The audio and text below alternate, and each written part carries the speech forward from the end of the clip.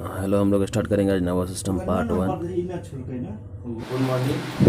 आज हम स्टार्ट करने जा रहे हैं nervous system. Actually nervous system बहुत लोगों को नर्वस कर देता है।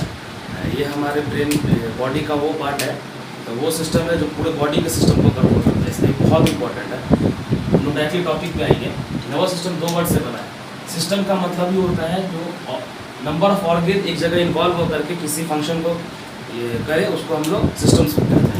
अब हम लोग यहाँ पे देखेंगे नर्वस सिस्टम तीन इसमें डिवाइड किया गया है। अब हम लोग नर्वस सिस्टम को शॉर्ट फॉर्म में एनएस लिख रहे हैं सब जगह। जैसे देखो, सेंट्रल नर्वस सिस्टम को एनएस लिखा गया, पेरिफेरल को यहाँ पे ऑटोनोमस नर्वस सिस्टम को। तो सेंट्रल नर्वस सिस्टम के लिए नर्वस सिस्टम को तीन पार्ट में डिवाइड किया गया। Central nervous system, peripheral nervous system है, ऑटोनोमस नर्वस सिस्टम। अब एंड हर एक पार्ट को फिर अलग अलग दो पार्ट में डिवाइड किया गया। इसके लिए हम ट्रिक सीखेंगे तीन। यूजुअली हम लोग विक्ट्री साइन देते हैं दो उंगली का, और यहाँ पे हम लोग ऐसे करेंगे 3+2। मतलब नर्वस सिस्टम को पहले तीन भाग में डिवाइड किया गया है, फिर हर एक पार्ट को दो भाग में डिवाइड किया गया है। मेनोमिक्स के तौर पे हम लोग 3 और 2 के फिंगर्स को डिनोट करने वाले हैं। तो यहाँ पे देखो, 3 फिंगर का मतलब होता है 3 पार्ट, और 2 फिंगर का मतलब होता है कि हर एक को 2 पार्ट में डिवाइड किया गया है। सबसे पहला सेंट्रल नर्वस सिस्टम, मतलब जो बॉडी के सेंटर में जो वर्क करे। लाइक अगर किसी चीज़ का सेंटर देखते हैं, मतलब अप टू डाउन उसके पूरे सेंटर में जो भी नर्वस सिस्टम का पार्ट होगा उसको सेंट्रल नर्वस सिस्टम में इंक्लूड करेंगे। हम लोग यूजुअली जानते हैं वो ब्रेन और स्पाइनल कॉर्ड है।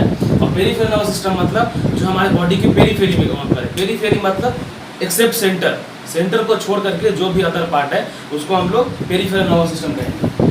पेरिफेरल नर्वस सिस्टम में दो है, cranial nerve and spinal nerves. ये नर्व्स जो है वो न्यूरॉन्स का बंच होता है, ये पूरे बॉडी में फैला होता है, और ये जो वर्क करता है ये पेरिफेरल नर्वस सिस्टम में आता है। इसके बाद फिर ऑटोनोमस नर्वस सिस्टम में आ जाएंगे। ऑटोनोमस नर्वस सिस्टम सिंपैथेटिक और पैरासिम्पैथेटिक। इसको ऑटोनोमस नर्वस सिस्टम क्यों कहते हैं? क्योंकि ऑटोनोमस का मतलब होता है खुद ब खुद, ऑटोमेटिक। इसमें किसी का जोर नहीं होता, हम खुद से उस चीज़ को कंट्रोल नहीं कर सकते। लाइक हम लोग किसी चीज़ को देख के डर गए, हमारा हार्ट बीट बढ़ गया, स्वेटिंग आने लगा, हम स्ट्रेस में आ गए, तो ये सब टाइम पे क्या होता है कि हमारा हार्ट बीट बढ़ जाता है। तो ये सब खुद होता है, हम लोग उसको कंट्रोल नहीं कर पाते। फिर धीरे धीरे वो सब खुद धीरे धीरे शांत हो जाता है, हार्ट बीट स्लो हो जाता है, बॉडी रिलैक्स कर जाता है, स्वेटिंग चला जाता है, बॉडी टेम्परेचर नॉर्मल हो जाता है। तो ये जो आता है ये ऑटोनोमस नर्वस सिस्टम में आता है, जो बॉडी का सिस्टम मतलब नर्वस सिस्टम खुद कंट्रोल करता है। किसी दूसरे ऑर्गन या किसी दूसरे इसका बॉडी का उसके ऊपर जोर नहीं होता। इसके अंदर दो पार्ट है, सिंपैथेटिक और पैरासिम्पैथेटिक। फिर से हम तुमको समझा दे रहे हैं। देखो, नर्वस सिस्टम का 3 डिवीजन है, इसलिए पहले 3 दिए थे। हर एक का 2 डिवीजन है, इसलिए बाद में 2 दिया गया था। तो 3+2 ये मेनोमिक्स से हम लोग इसको याद कर सकते हैं। इसके बाद हम लोग इसमें 3 है, हम लोग सबसे पहले छोटे से शुरुआत करेंगे। सिंपैथेटिक और पैरासिम्पैथेटिक नर्वस सिस्टम। सिंपैथेटिक और पैरासिम्पैथेटिक नर्वस सिस्टम को गैंग्लियंस कंट्रोल करते हैं। गैंग्लियंस पढ़ने के लिए सबसे पहले हम लोग को न्यूरॉन्स को जानना पड़ेगा। न्यूरॉन्स क्या होता है कि बॉडी का जो नर्वस सिस्टम का सबसे सिंगुलर यूनिट है उसको न्यूरॉन्स कहते हैं। जब बल्क ऑफ न्यूरॉन्स एक जगह जमा होता है तो उसको गैंग्लियंस कहते हैं। और गैंग्लियन जब एक जगह मिल जाता है तो वो सिंपैथेटिक और पैरासिम्पैथेटिक नर्वस सिस्टम को जनरेट करता है। यहाँ पे क्या होता है कि जब कोई सी भी चीज़ का इंक्रीमेंट होगा या फिर वो स्टार्ट होगा तो उसको वो सिंपैथेटिक नर्वस सिस्टम में आएगा, और जो भी चीज़ रिलैक्सेशन में जाएगा मतलब नॉर्मल स्टेट में जाएगा अपनी, वो पैरासिम्पैथेटिक में होगा। अब इंक्रीमेंट होगा या फिर हाइपर स्टेट में जाने के लिए क्या होगा, जैसे उसके लिए बॉडी के अदर रिस्पॉन्सेस का जरूरत पड़ेगा, जैसे रिफ्लेक्स एक्शन, वो सब हम लोग बाद में पढ़ने वाले हैं। तो वो सब कुछ सिंपैथेटिक और पैरासिम्पैथेटिक नर्वस सिस्टम में हम लोग कवर करेंगे। उसके बाद फिर यहाँ पे देखते हैं हम लोग peripheral nervous system. Peripheral nervous system में 2 है, क्रेनियल नर्व और स्पाइनल नर्व्स। क्रेनियल नर्व्स वो सारा नर्व्स जो ब्रेन से जाता है, ब्रेन को क्रेनियम कहते हैं, सारा नर्व्स जो ब्रेन से जाता है उसको हम लोग क्रेनियल नर्व्स कहते हैं। क्रेनियल नर्व जो होता है वो 12 पेयर होता है,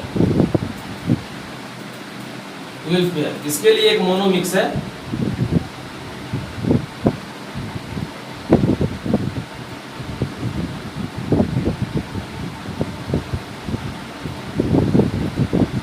बस आप लोग ये याद कर लो।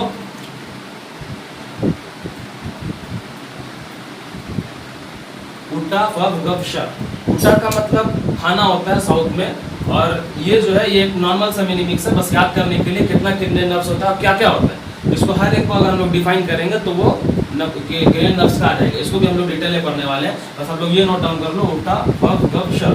क्या स्पाइनल नर्व्स, स्पाइनल नर्व्स हमारा स्पाइनल कॉर्ड जितना वर्टिब्रल कॉलम होता है उतना हमारा स्पाइनल नर्व्स होता है।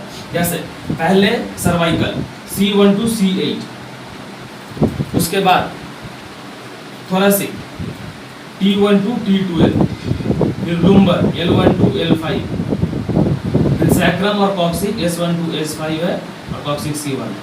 ये पूरा 31 पेयर्स ऑफ स्पाइनल नर्व्स होता है। ये स्पाइनल नर्व्स क्या करते हैं? स्पाइनल नर्व्स ही हमारे अदर बॉडी सिस्टम्स को कंट्रोल करता है। पेरिनियल नर्व और स्पाइनल नर्व, पेरिनियल नर्व अगर हम लोग देखेंगे तो बॉडी के अपर पार्ट पे ज़्यादा मतलब कंट्रोल जो होता है वो पेरिनियल नर्व का होता है। मतलब सेंट्रल ब्रेन जो होता है हम लोग का बॉडी के ऊपर का सारा फंक्शंस करता है। अब बॉडी के नीचे का पार्ट अगर कहीं का अगर कंट्रोल है तो वहाँ पे स्पाइनल कॉर्ड है। ऐसा नहीं है कि स्पाइनल कॉर्ड ऊपर के पार्ट को कंट्रोल नहीं करता, ऊपर के पार्ट को भी diaphragm muscles, heart muscles, diaphragm muscles और चेस्ट मसल्स को भी स्पाइनल नर्व्स कंट्रोल करते हैं, पर नीचे के पार्ट के ऊपर ज़्यादा स्पाइनल नर्व्स का कंट्रोल होता है। लाइक लेग और लोअर एब्डोमेन, अगर हम लोग को किसी को एनेस्थेसिया देना होता है तो हम लोग स्पाइनल एनेस्थेसिया देते हैं उसके स्पाइनल नर्व्स को नीचे के पार्ट को एनेस्थेसाइज करने के लिए। उसके बाद शॉर्ट में देखेंगे तो ब्रेन, यहाँ पे आ जाओ, ब्रेन और स्पाइनल कॉर्ड। ब्रेन जो है ना वो 3 पार्ट का है, फोर ब्रेन, मिड ब्रेन और हिंड ब्रेन।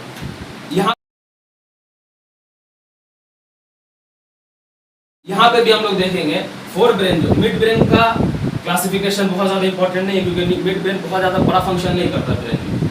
सबसे बड़ा पहला है फोर ब्रेन। फोर ब्रेन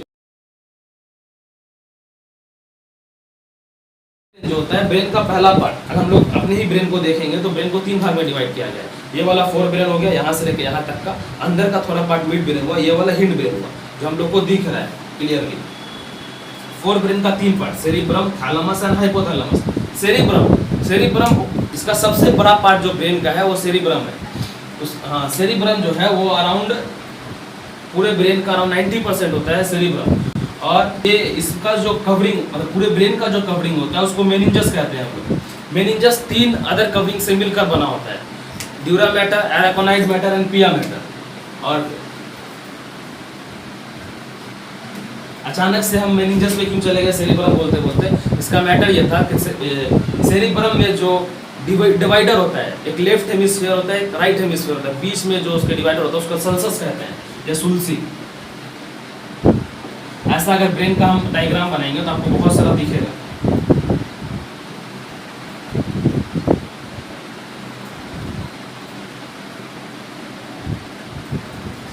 ये जो है ना ये सल्सस है जो left hemisphere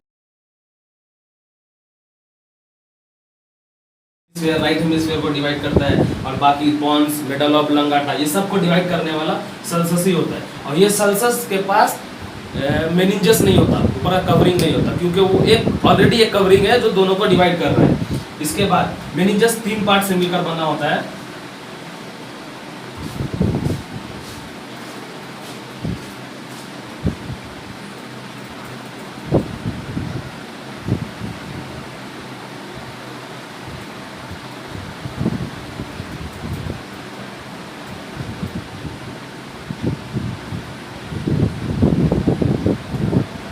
dura mater, एराकोनाइड matter है, पिया मैटर, ये मेनिंजस मिलकर बना होता है। मेनिंजस का मेन फंक्शन जो होता है वो ब्रेन को कवर करना है और सेरिब्रो स्पाइनल फ्लूइड को का ट्रांसमिशन होता है।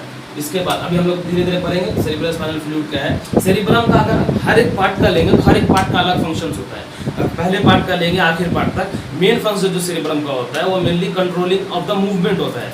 मस्कुलर मूवमेंट को सेरिब्रम कंट्रोल करता है। अगर यहाँ हम लोग फिंगर मूवमेंट से लेकर के leg movement, heart muscles movement, chest muscle movement, अगर सारे मसल्स मूवमेंट को पकड़ेंगे तो वो सेरिब्रम करता है। हाइपोथैलेमस और थैलेमस का काम क्या होता है? अगर हम लोग हार्मोन्स पढ़ने के लिए जाएंगे तो उसमें मेन वर्क करता है हाइपोथैलेमस और थैलेमस। ऐसे हाइपोथैलेमस और थैलेमस का काम होता है वो लोग जस्ट रिसेप्टर सेल्स के तौर पे होते हैं, जो भी इंफॉर्मेशन आता है उसको रिसीव करते हैं, फिर वापस इंफॉर्मेशन सेंड करते हैं। और मेन हम लोग अगर हार्मोन्स के बारे में पढ़ेंगे तो उसमें हाइपोथैलेमस और थैलेमस का कंट्रोल पढ़ेंगे। हाइपोथैलेमस और थैलेमस का पूरा कंट्रोल बॉडी के ऊपर हार्मोन्स के जरिए होता है। फिर मिड ब्रेन में आ जाए, मिड ब्रेन जो होता है ये भी कनेक्शन का काम करता है, कनेक्टिंग लिंक का। 2 अदर कनेक्टिंग लिंक, लाइक अगर स्पाइनल कॉर्ड और फोर ब्रेन में इंफॉर्मेशन आना है तो उसको मिड ब्रेन से क्रॉस करके आना पड़ेगा। और एक अगर से CSF के बारे में पढ़ेंगे तो फोर्थ वेंट्रिकल और थर्ड वेंट्रिकल में जहाँ CSF प्रोड्यूस होता है वो पार्ट जो होता है वो मिड ब्रेन के अंदर ही आता है। तो मेन इसका वर्क जो होता है वो CSF के ऊपर डिपेंड करता है, सेरिब्रोस्पाइनल फ्लूइड। इसके बाद आ जाएंगे हम लोग हिंड ब्रेन। हिंड ब्रेन में पॉन्स, सेरिबेलम और मेडुला ऑब्लांगाटा हम लोग बहुत अच्छे तरीके से जानते हैं। सेरिबेलम को नाम सेरिबेलम जैसा क्यों दिया गया? एक्चुअली इसका फंक्शन जो होता है ना ऑलमोस्ट उसके तरह ही होता है, क्योंकि बॉडी का मोस्ट ऑफ द काम जो सेरिब्रम करता है उसके तरह ही काम करता है। उसके तरह कहने का मतलब कि इक्वल बिल्कुल नहीं करता, पर ऑलमोस्ट काम करता है। जैसे अगर किसी इन्फॉर्मेशन को आना है बॉडी से तो उसको सेरिबेलम को क्रॉस करके ही आना पड़ेगा। सेरिबेलम पहले उसके ऊपर वर्क करेगा। अगर बॉडी फंक्शंस बैलेंस का वर्क है तो वो सेरिब्रम देखेगा, सेरिबेलम नहीं। बैलेंस को कैसे, अगर किसी का सेरिब्रम में अगर कुछ डैमेज है तो उसको कैसे नापेंगे? अगर कोई आदमी है उसको स्ट्रेट लाइन पे चलने के लिए दिया जाएगा, अगर वो स्ट्रेट लाइन को नहीं चल पा रहा है मतलब क्या, उसके सेरिबेलम में कुछ प्रॉब्लम है, वो अपने आप को बैलेंस नहीं कर पा रहा, वो जज ही नहीं कर पा रहा वो चीज़ को। तो मेनली सेरिबेलम का जो काम होता है वो बैलेंस के वक्त होता है। पॉन्स और मेडुला ऑब्लांगाटा सिर्फ एक कनेक्टिंग लिंक का काम है जो सारी इन्फॉर्मेशन को ऊपर से नीचे ट्रांसमिट करता है।